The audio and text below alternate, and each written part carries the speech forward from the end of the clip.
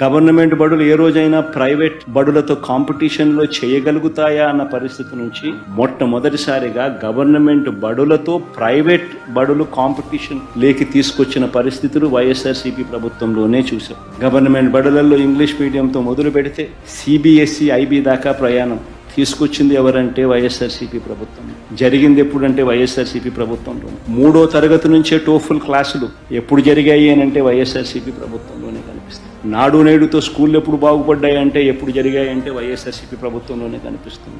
6వ తరగతి నుంచి ప్రతి క్లాస్ రూమ్లు డిజిటైజ్ చేస్తూ ఐఎఫ్పి ప్యానెళ్లతో డిజిటల్ బోధన ఎప్పుడు ఆరంభమైంది అని అంటే అది వైఎస్ఆర్సీపీ ప్రభుత్వంలోనే. 8వ తరగతి పిల్లల చేతుల్లో ట్యాబులు ఎప్పుడు కనిపించాయనంటే అది వైఎస్ఆర్సీపీ ప్రభుత్వంలోనే. సబ్జెక్ట్ టీచర్ కాన్సెప్ట్ 3వ తరగతి నుంచి ఎప్పుడు స్టార్ట్ అయ్యింది అని అంటే అది వైఎస్ఆర్సీపీ ప్రభుత్వంలోనే. బడులకు పోతా ఉన్న పిల్లలకు తల్లులను ప్రోత్సహిస్తూ పిల్లలను బడికి పంపించేలా తల్లులను